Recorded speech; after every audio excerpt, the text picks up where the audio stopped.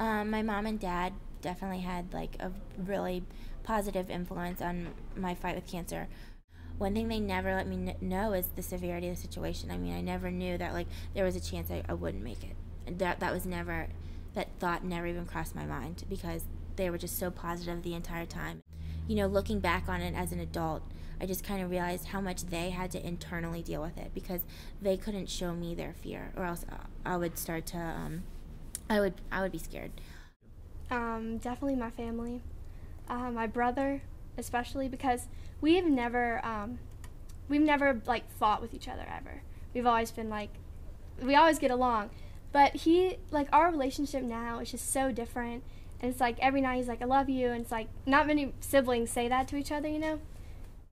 Yeah, I mean, my family was really, really helpful in, you know, keeping me positive. So I'm in Pi Kappa Alpha, and I joined my sophomore year, so I guess it's been about 3 years now. When they found out that I was sick, a couple of guys got together and they designed these bracelets. They say bros for Arbo.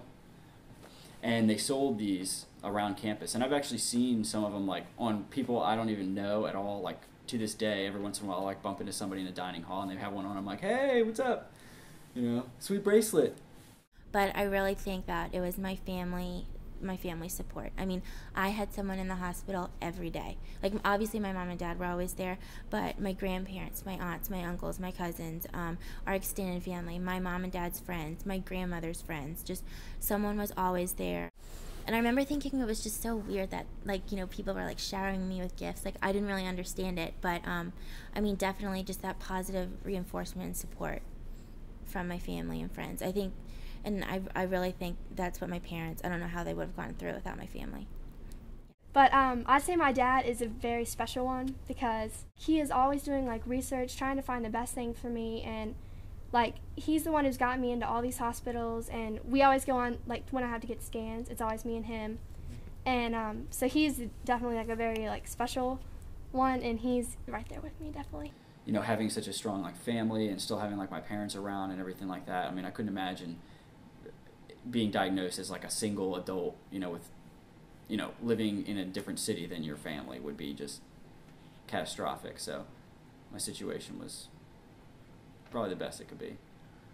Luckily, I had a lot of family support and, you know, a lot of students you know, back at home, you know, sent me a lot of cards and things like that. Like, with cancer, like, encouraging people to do, like, anything. Like, if they're having, like, a bad time, you know?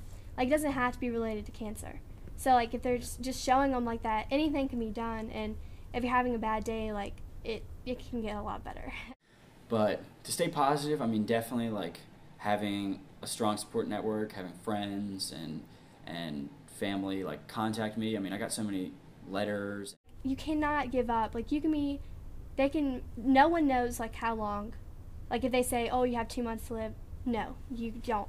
You can do anything. And, I mean, I've seen people, like, make miraculous changes that have had cancer in my family and stuff. It's really hard to have a positive attitude when you're, you know, hundreds of miles away from where you were going to school before this and had to take about 9 months out of your life to get cured as a college student. Always keep a positive attitude and always keep smiling. And I just think it'll get better.